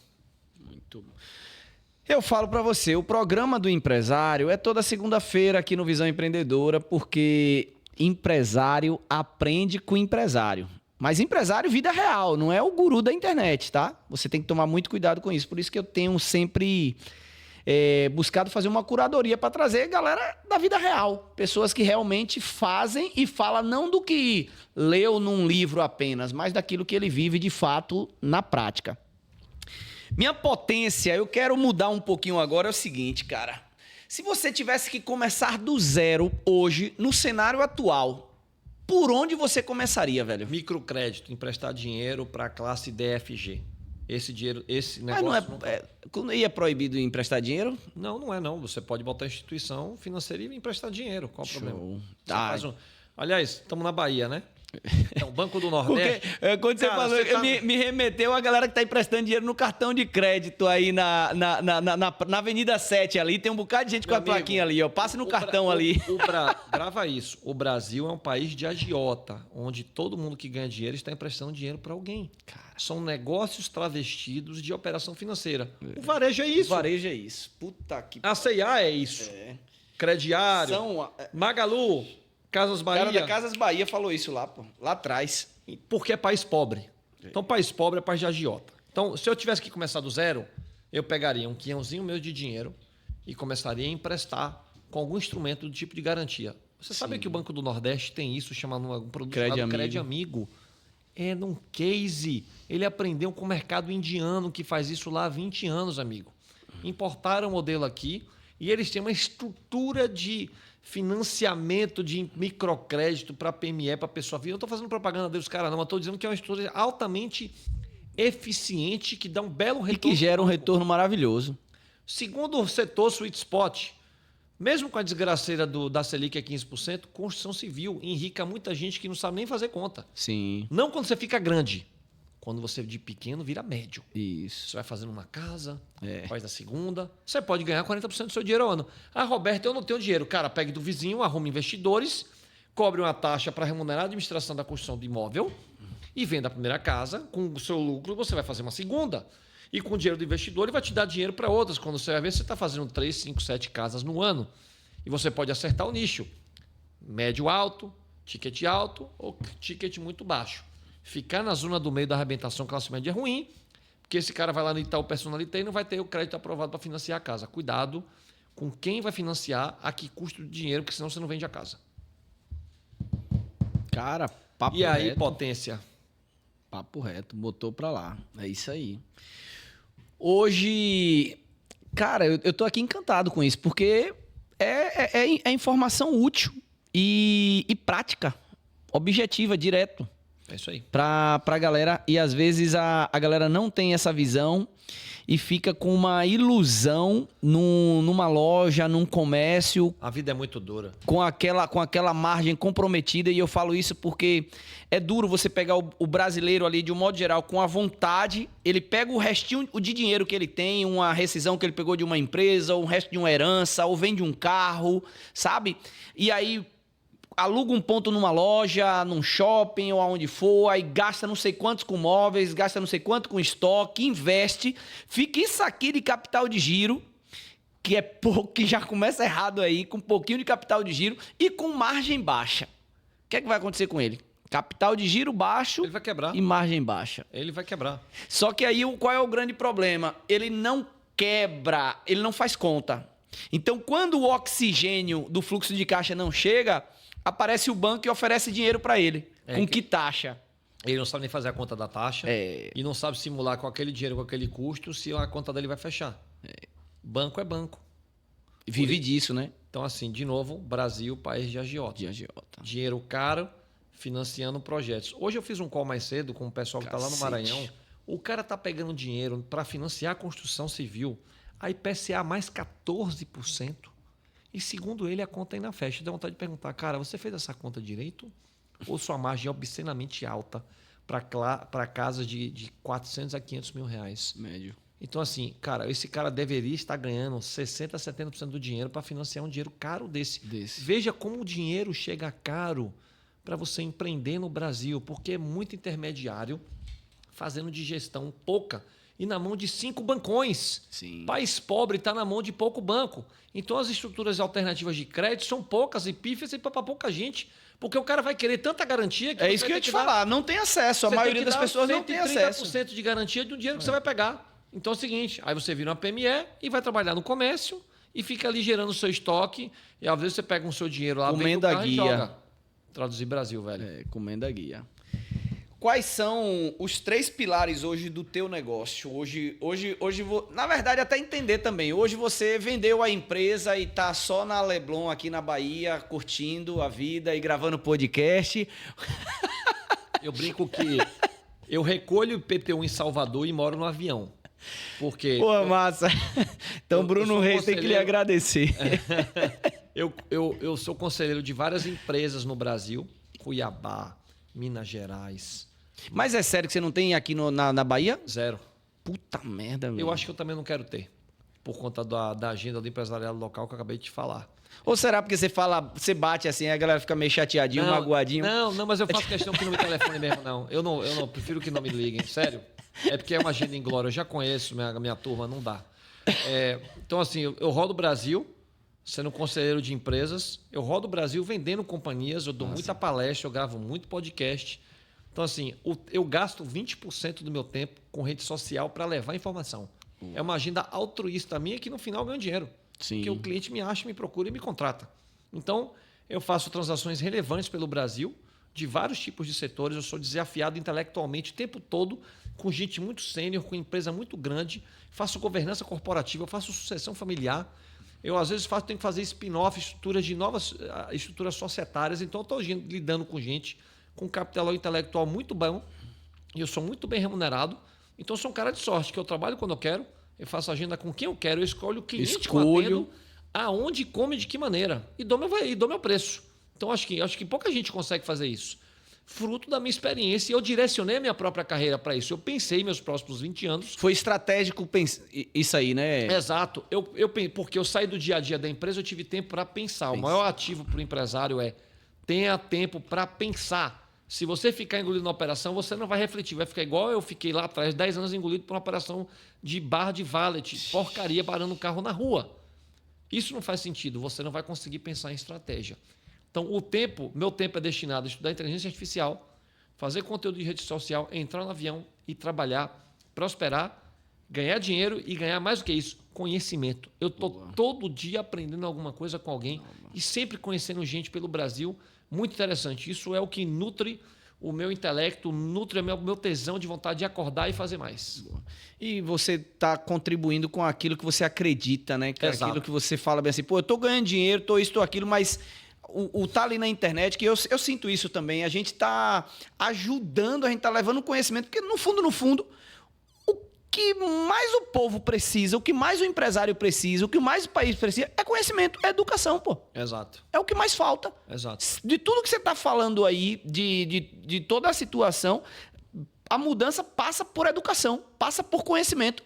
Exato. Se não tiver esse conhecimento, se não tiver essa educação, o cara vai continuar sem fazer conta. O que você está falando aqui, você está desenhando aqui, isso aqui é conhecimento. O empresário, ele passa o dia todo na operação, pô. Ele não pensa. Você fala assim, pô, tem que parar para pensar. Mas é justamente isso, ele não tem tempo para pensar. Ele está pagando conta, ele está pagando incêndio, ele está tendo que contratar, ele está tendo que comprar, ele está tendo que vender. Ele nem sabe o que é inteligência artificial. Outro dia eu estava levando um curso para uma palestra do LinkedIn e um empresário no almoço, o empresário me perguntou, quem é esse palestrante LinkedIn que você está trazendo para cá? Ele nem conhece essa rede social. Perfeito. Então, olha o nível do empresário. É difícil, assim. Ambiente atrasado, assim, é difícil dar jeito, hein? Tu tá entendendo? Eu entendo. Por isso que eu falei que eu não acredito na virada, entendeu? Porque é nesse nível que a gente está lá no maternal da Idade Média. Difícil você pegar isso aí e levar para o próximo passo, né? Estamos bem atrasados. É porque essa galera ela nem sabe que não sabe. Sabe o que é isso? Efeito boca de jacaré. Tem um pedaço da sociedade que está indo para aqui e o outro que está caindo para baixo. Sim.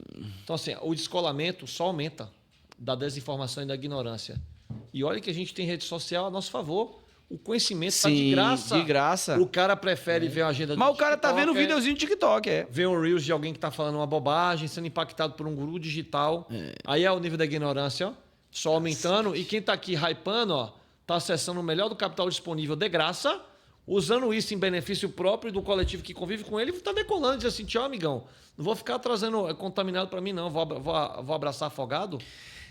Você falou mais cedo sobre o e-commerce e eu queria trazer isso porque dentro da tua fala ali do empresário, um dos caminhos, e eu ouvi isso lá na pandemia, e minha loja tradicionalmente são lojas físicas, e eu tentei ir para o e-commerce, tentei vender online, estou tentando ainda, já gastei muito dinheiro, já fiz muito investimento, não consegui ainda.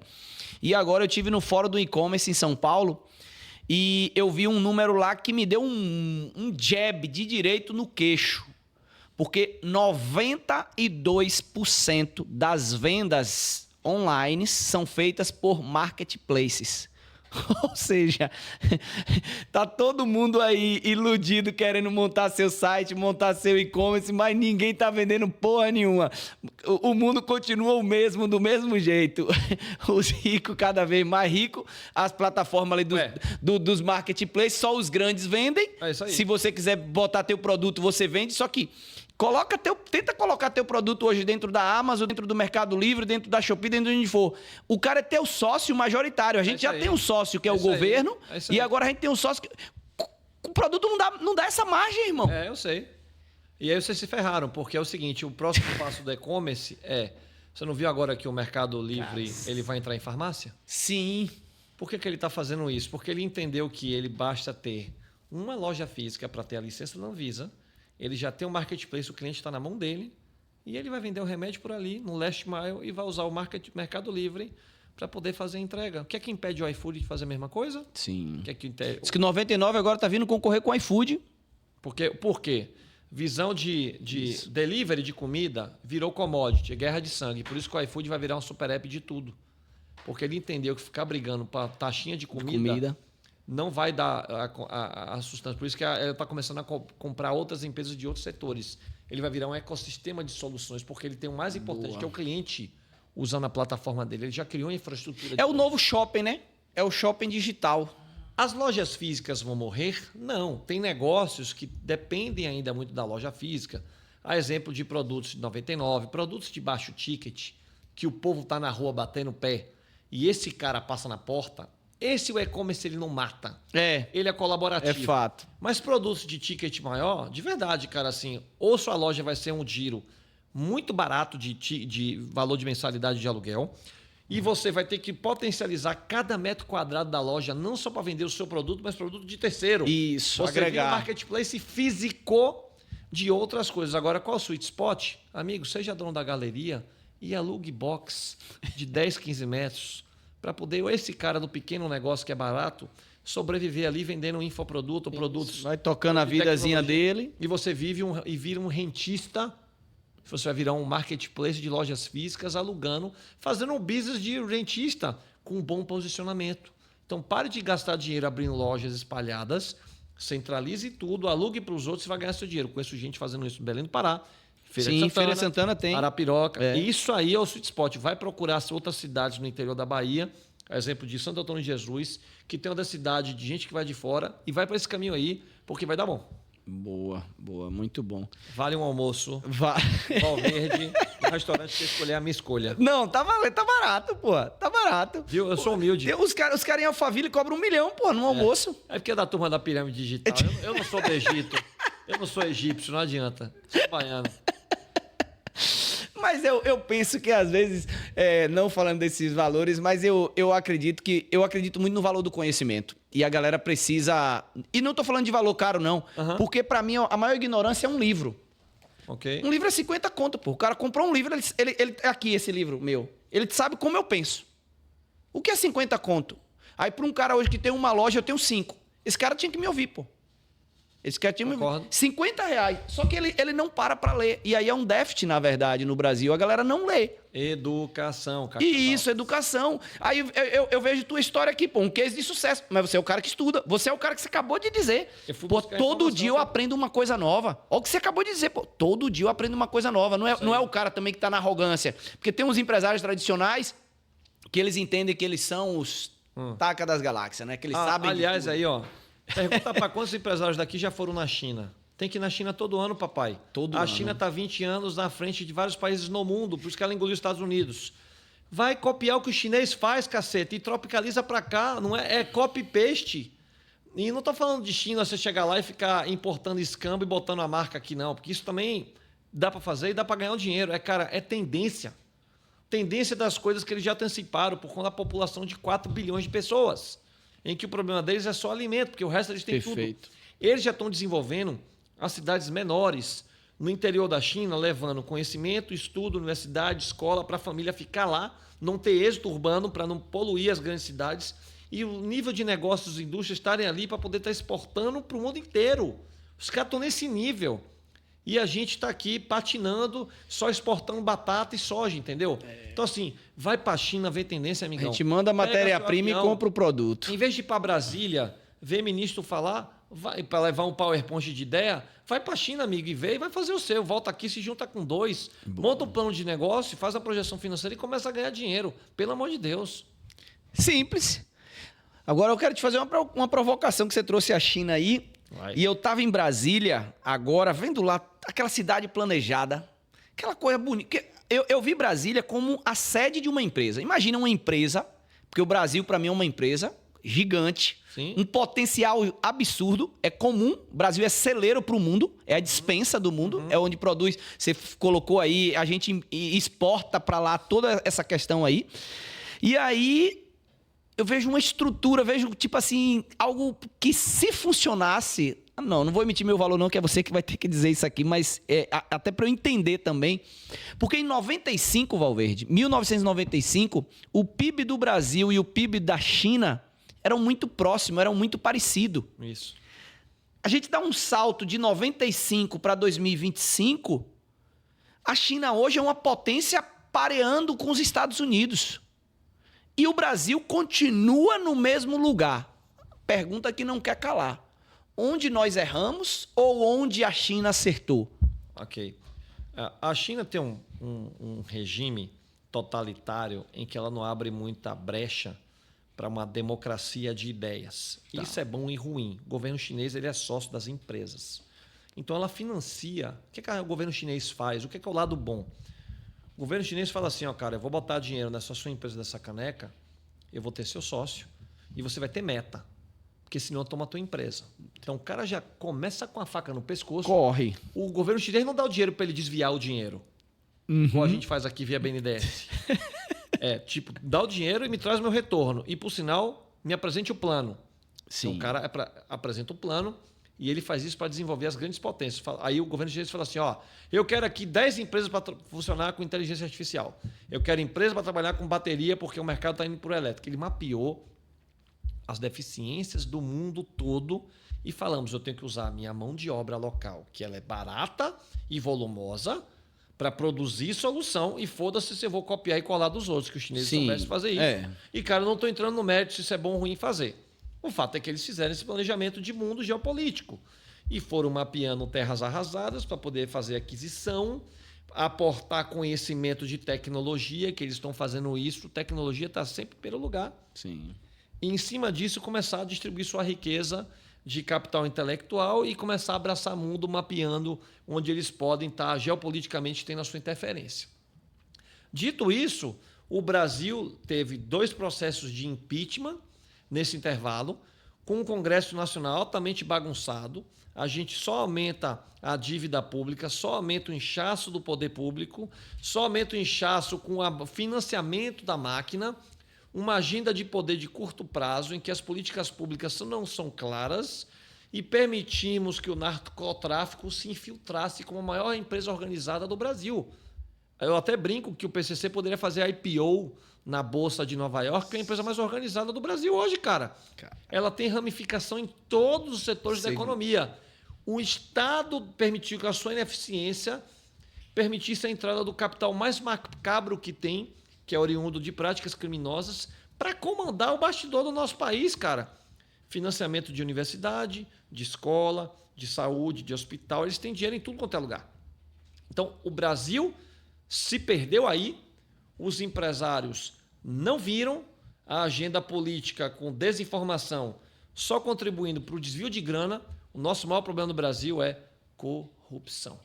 Nós somos um dos países mais corruptos do mundo, continuamos sendo, enquanto existir a impunidade e a interferência sobre uma agenda de interpretação de lei, a famosa insegurança jurídica, afasta o investidor sério daqui e a gente continua mergulhado nesse Brasil fazenda chega cercado de lama por todos os lados, com uma pseudo-riqueza de agronegócio, que é quem banca o Brasil. Quem banca o Brasil é o agro, cara. Com toda aquela dificuldade que ele tem de safra e tudo lá, eu vou muito Ainda Mato aí, Grosso. né? Eu vejo muitas famílias bilionárias lá que vocês nunca ouviram falar. E os caras estão indo muito bem, obrigado, com a sua geração de riqueza local. Mas isso não enriquece o país. Ele está fazendo o dever de casa dele ali. Então, essa é a minha resposta. Cacete. Cara, qual o conselho... Aliás, não, antes dessa pergunta, a resposta é a mesma aí. Tem jeito para corrupção? Tem, mas não, você não acredita? Tem que mudar o Código Penal. Tem que acabar com... Porque você é daqueles que acredita que essa corrupção ela tá no alto, ou essa corrupção ela é meio que parece que tem gente que diz que tá muito porque Tá enraizada. Tá enraizada, que o político é o reflexo da própria sociedade. Às vezes a gente fica falando Não. É o jeitinho, é a sociedade. Aí vai dizer que o governo lhe estimula a desviar, porque senão ele te penaliza. Isso. Tem um pouco disso também. Então, para poder dar um remédio amargo acaba com a impunidade. Começa a dar exemplo. Cara, vamos lá. Aqui na Bahia, você der um Google. Quantos empresários você vê aqui que a Polícia Federal foi na porta e prende o cara que está desviando o dinheiro da merenda? Esse cara está solto. É gente que eu conheço. Sim. É gente que está no mesmo restaurante que eu tô. O cara está ali, debaixo do seu nariz. Eu não sento na mesa com um cara desse. A primeira coisa que eu tenho que fazer é, pelo menos, expurgar esse cara do meu convívio social. É o mínimo que eu posso dar de exemplo. Sim. E não sentar com ele e ficar ouvindo historinha de mala de dinheiro para político. Né? É a conivência. Então, assim, revisão do Código Penal. E aí você começa a mexer com um negócio chamado impunidade. Revisão Sim. no sistema judiciário do Brasil. Porque quem julga, boa parte está na folha de pagamento. Precisa acabar com a impunidade no judiciário. O juiz corrupto recebe afastamento com pensão vitalícia. Não, o cara tem que ser preso, amigo. Prisão. Eu defendo prisão perpétua. Um juiz defender sentença, esse cara nunca mais devia sair da prisão.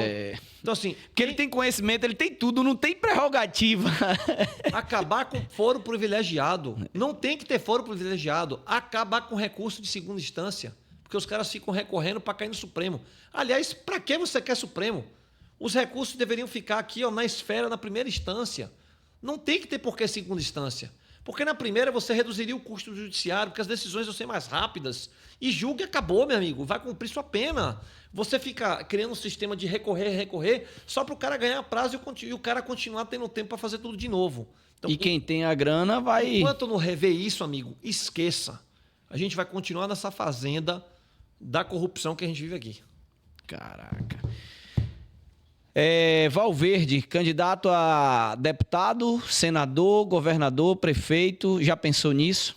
Rapaz, eu já fui provocado por partidos. Você sabe qual é o meu consolo? É que tem gente que acredita em mim. E qual que é o outro lado? É que eu abri mão da iniciativa privada para entrar no mundo político que eu conheço, o que me espera. A resposta é não. Não vou fazer isso porque eu vou arriscar minha família, eu vou arriscar minha vida pessoal, minha vida vai virar de cabeça para baixo para lutar contra o sistema. Adoraria ser um governador no sentido de ser empresário e botar esse Estado no eixo. A questão é, que tipo de apoio eu vou receber da classe política? Qual é o apoio do empresário que eu vou receber? Ele vai querer me pedir favor. Então, como eu sei que é esse covil e que eu sozinho não vou conseguir mudar, eu prefiro estar no bastidor incitando um movimento e vendo quem abraça a causa para aos poucos a gente levar a informação de maneira coerente e abrir a cabeça dos empresários. Eu acho que eu estou muito mais alinhado nessa tese aqui. Boa. Excelente. Quando a gente pensa, né, e no cenário que está, e essa é a realidade quando a gente ouve falar com empresários que são cases de sucesso, eles conseguiram fazer o negócio, seriam bons gestores, bons administradores, mas uma boa parte que eu conheço e que eu admiro, eles não querem se envolver com a política. É porque a gente sabe esse pênalti, o desgaste que vai ter. Se pergunta, cara, vai valer a pena pelo amor ao Estado, à pátria, e botar tudo meu a perder? É um questionamento lícito. E a gente não pode condenar quem não faz essa opção. Exato. Cara, voltando agora um pouco para os negócios, para a gente estar caminhando para o final, qual o conselho que Valverde daria hoje, com a cabeça que você tem hoje, para o Valverde de 10 anos atrás? Talvez até de 20. Talvez até de 20. Então, primeiro, né? No sentido de empreendedorismo. Com a tua visão hoje, No sentido de empreendedorismo, é mapear os negócios que têm as melhores margens. Acho que é uma coisa muito legal de se fazer. Boa. Conversar com o mercado, conversar com empresários, falar com quem você admira, você respeita e escutar. Escutar é diferente de ouvir. Sim, A escutativa lhe permite uma coisa chamada aprendizado. sim. Aprendeu, está com mais consciente, beleza. Próximo passo. Como eu posso agregar neste negócio? Como que eu posso, na minha visão de ser, empreender e gerar valor e ganhar dinheiro com isso? Você tem que se perguntar quais são as suas capacidades, quais são os seus soft skills e os seus hard skills, que a gente tanto fala isso em governança de empresa. Terceiro, se pergunte se você tem capital para começar e, se não, vá atrás de algum dinheiro para começar vendendo a sua tese. Quinto, se você achar que sozinho não der conta, comece com sócio, comece direito, comece devagar, valide a sua tese. Validou 6 meses, faça a projeção para 6. Aprenda a fazer conta. Validou a tese, a projeção está dando mais ou menos certa, sinal que você parece que está no caminho certo e você vai fazendo um crescimento mais ou menos planejado do seu negócio, pensando o quanto de riqueza e dinheiro você vai gerar nos próximos 5 anos. Se você vê que o negócio está indo para o lado errado, dá tempo de você recuar enquanto você é pequeno e tomar uma decisão que seja menos dolorosa. Boa. E analisar antes é interessante porque é o que você falou da boca do jacaré, né?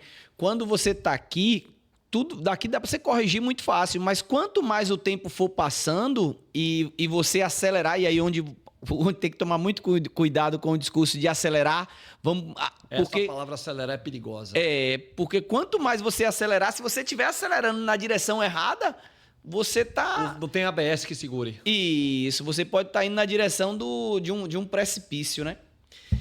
Cara, antes do bate-bola final, eu gostaria de te fazer uma pergunta, que é o seguinte: tem alguma pergunta que você gostaria que eu tivesse te feito e eu não fiz? Rapaz, eu acho que a gente abordou tanto assunto que eu acho que não, cara. Acho que eu tô satisfeito aqui. A gente abordou bastante. Show. Obrigado pela oportunidade. Maravilha, eu que te agradeço, cara. Aprendi pra caramba aqui, não vou pagar 1 milhão e eu aprendi. E custo, perdeu o cliente. Aprendi pra cacete aqui. Tem muita coisa. Eu não perguntei de time de futebol, qual é seu time? Bahia, claro. Bahia. A SAF, do qual eu conheço o bastidor da negociação, por sinal eu tô vendendo uma SAF. É mesmo? É de um time da Paraíba lá. E tô caminhando também para fazer processos de aquisição e fusão no setor de futebol, que eu já mapeei que a grande oportunidade esportiva da América do Sul é quem está se posicionando para assessorar ou participar das SAFs enquanto projeto de alavancagem de jogadores de futebol para poder exportar a nossa riqueza nata, que ainda não foi contaminada na totalidade pelo padrão europeu de jogar, para você ganhar dinheiro nisso. Boa, boa. Cara, falando de futebol, e só um parêntese que estava fora aqui, hoje todos os times de futebol, estou falando exagerado, porque eu acredito que seja a grande maioria, né, exagerando mesmo aqui, é uma bet nas camisas de futebol hoje. É um grande problema. As empresas do Brasil não aguentam pagar, mais onerou demais, ou é as bets que são hoje as maiores empresas do Brasil? Qual é a tua visão disso, cara? Porque eu sou do tempo que a gente conhecia várias empresas de leite, de televisão, de carro. Eu vou falar algo muito polêmico aqui. Parte das SAFs pertence à PCC e fazem lavagem de dinheiro, inclusive com sedes nas offshores. E teve gente no Congresso Nacional que recebeu centenas de milhões de propina para poder aprovar a lei das bets no Brasil. Tendo dito isso, é assim, dinheiro de lavagem da corrupção está patrocinando o nosso futebol. Doa quem doer, é isso que acontece. Por isso que os patrocínios são considerados até inexequíveis pelo montante de dinheiro para explorar a desgraça alheia da falta de educação financeira para o porteiro do nosso prédio que ganha o salário mínimo se endividar até 3 vezes o valor que ele ganha. Então, acho altamente nocivo. Patrocinador de aposta está dominando o esporte, porque vai chegar na nossa criança que torce para o Bahia e depois vai estar viciado no bet. Eu acho que tínhamos que coibir e vou ser mais radical. Por mim, tinha que vetar. Eu sou dessa linha radical. E agora o liberal? E aí eu vou chegar no ponto. Chega aí nesse ponto aí que eu falei, seu posicionamento é igual ao meu. Eu falei isso e um amigo ele meio que me criticou por isso, porque ele falou, cara, eu não sou a favor do governo tá proibindo isso, controlando essa coisa aí e tal. Eu falei, velho, mas eu tinha acabado de ler uma reportagem do Açaí falando que, pô, a galera tá deixando de comprar comida, pô. Cara, assim, vamos lá. Coisas que fazem mal à saúde mental Isso. e vicinho, você não pode deixar a porteira aberta. Boa. Aí o Estado tem que intervir. Porque isso vai fazer É aí mal. onde ele tem que intervir. É aí que ele tem que intervir. E sabem que a origem do dinheiro, parte dela, ela é ilícita, cara. Então, assim, tá patrocinando o esporte dos apaixonados brasileiros. Agora, respondendo, os times de futebol, parte relevante da receita, ela vem de patrocínio. Então, imagina um time menor, que o Flamengo fatura bilhão e ele tem sócio torcedor, porque é a maior torcida da América do Sul. Sim. Mas um time menor, que tem uma torcida inexpressiva, cara, a conta dela não fecha com dinheiro de renda de estádio. Então, é aí que entra o patrocínio. Então, o patrocínio, ela é parte da geração de um caixa para que o clube tenha suas finanças em dia. As bets tomaram conta porque os valores investidos, eu já expliquei a origem do porquê, é que são muito maiores do que patrocinadores antigamente que a gente tinha de cerveja, Isso. patrocinadores de marca de cigarro, leite, e de todo, de construção civil, de bancos. As bets tomaram conta. Aliás, a Bet patrocina o Campeonato Brasileiro de Futebol. Então, isso é um outro problema que vamos ter, em que as pessoas estão negligenciando, estão deixando para D2. O brasileiro é mestre em resolver o problema depois que ele não planejou o futuro. Aí chega lá, daqui a 5, 10 anos, a população doente, altamente endividado, vamos fazer o que com a Bet? Porra, por que não fez isso lá atrás?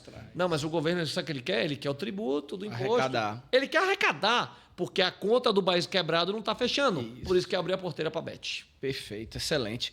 Chegamos aí ao final do podcast Visão Empreendedora, mas você já sabe, antes do final tem o bate-bola. Esse momento agora tem 10 perguntas rápidas, Valverde. Eu queria que você fosse cirúrgico. É lógico que eu não limito a quantidade de palavras. O que você precisar de mais tempo você pode utilizar, mas aquilo que você puder ser pabufe, vai lá, minha potência. Um livro que todo empreendedor deveria ler. Bom, hein? É. The Outlier. É um livro que fala sobre as estatísticas das pessoas que deram certo e deram errado e sobre a métrica de eficiência e conta. Um erro que você não quer repetir. Você. Arrogância e vaidade e não escutar os outros. Boa. Uma frase ou um mantra que te guia nos negócios. Pergunte sempre que pode dar errado. Boa. Qual foi o maior não que você já recebeu e que mudou a tua vida? O da minha esposa até aceitar casar comigo. A declaração de amor e tudo ainda para ela no final. Um hábito diário que faz diferença no teu resultado. Prática esportiva e leitura. Boa. Quem é uma referência de liderança para você? No Brasil ou no mundo? No mundo. Vou pedir nos dois, velho. Warren Buffett. Sim. A título mundial. Mundial. Daquilo que ele faz. De liderança? Liderança. Liderança. Porque ele tem um time que segue exatamente a cultura da governança que ele implementou há 50 anos e não se mexeu em nada. Os valores estão intactos. É uma liderança do cacete. É uma liderança do cacete, que eu admiro. E aí eu tenho que responder do Brasil. E do Brasil. Eu tenho que... Eu aqui tô ganhando tempo. Eu ia perguntar aí que Batista, porra. De jeito nenhum. Lógico que não. Esse é vendedor de sonho de PowerPoint, tá louco? Assim, se tornou bilionário, né? É bilionário. Com aquela, sim, não, exato, aquela coisa. O que mais? Se tivesse que escolher vender bem ou liderar bem? Vender bem. Qual a maior mentira que contam sobre empreendedorismo? Como você vai ficar rico? A fórmula do sucesso? Acesse aqui, fale comigo, vou te ensinar como chegar lá. Qual o conselho que você daria para quem está começando hoje? Não escute os gurus do digital. E o que é para você ter uma visão empreendedora? É antecipar futuro, dormir bem e evitar riscos para não quebrar e ter uma vida próspera. Galera, é isso aí. Esse foi o episódio Visão Empreendedora dessa semana. Você já sabe, toda semana nós temos um episódio novo. E agora, irmão, te agradeço demais por você ter cedido esse espaço na tua agenda concorridíssima. Poderia estar vendendo aí almoço de R$1 milhão e estar aqui trocando ideia comigo. Pode ter certeza que você contribuiu bastante, você ajudou bastante. Esse conteúdo está no YouTube, está na Spotify, está nas redes sociais aí. E com certeza você vai ajudar daquele cara pequeno ao cara médio, ao cara grande. Com certeza muita coisa que você trouxe aqui para mim mesmo foi bastante enriquecedor. Você vai estar ajudando de um modo geral até a nossa população a desenvolver, a entender esse processo de educação, de se conectar com pessoas melhores, de perguntar, de buscar ajuda. Então volte para casa, volte para o teu lar, sabendo que você cumpriu aí parte da tua missão. E para finalizar, queria te dar um espaço para você deixar a tua mensagem, aquilo que você entendesse que se você pudesse falar agora em outdoor, na rádio, TV, em todas as redes sociais. Se você pudesse dar um recado, olha para essa câmera e fala com 8 bilhões de habitantes que tem aí. Qual é o recado de Valverde? Minha potência é o seguinte: vai buscar conhecimento com quem sabe mais que você. Se coloque numa posição que você não sabe quase nada. Exerça o papel de escutar. A escuta positiva, contributiva. Não tenha receio de abordar as pessoas que você acha que tem conhecimento, porque elas vão te responder. E quem quiser falar comigo, no Instagram é Roberto Valverde 1. Eu respondo quase todo mundo, todo dia. E no LinkedIn, Roberto Valverde. No meu YouTube, recém-canal criado, Rob Valverde. Depois dessa, né? Depois de um episódio como esse, não tem mais nada a acrescentar. Só dizer e perguntar para você: gostou? Curtiu? Deixa a tua opinião aí nos comentários. Eu quero que você fale. Qual foi a parte que mais te chamou a atenção? Ficou alguma dúvida? Pergunta aí nos comentários, porque vai que eu chame novamente para trazê-lo aqui no nosso podcast e a gente viver essa experiência novamente e tirar as dúvidas que você ficou. Então deixa tuas perguntas aí nos comentários e eu quero encerrar esse episódio super especial te convidando para ir no Instagram agora e seguir a gente lá nas nossas redes sociais. A minha rede social pessoal é @cleison.melo, tá? Cleison.melo. E a desse podcast é @podcast Visão Empreendedora. Inclusive, se você tem algum empreendedor, alguma empreendedora que você admira, alguma empresa que você quer conhecer a história, vai lá no Instagram, sugere a gente, tem lá um campo lá para você deixar o empresário ou a empresária que você gostaria de ver aqui no podcast Visão Empreendedora. E se for você que você quer estar aqui comigo, gravando junto comigo, como foi esse episódio agora super especial, lá na nossa rede social, né? @podcast Visão Empreendedora, tem um formulário também, onde você pode preencher lá o teu formulário, contando a tua história, contando a tua jornada e respondendo lá o porquê que Cleison Melo tem que te convidar para gravar no podcast Visão Empreendedora.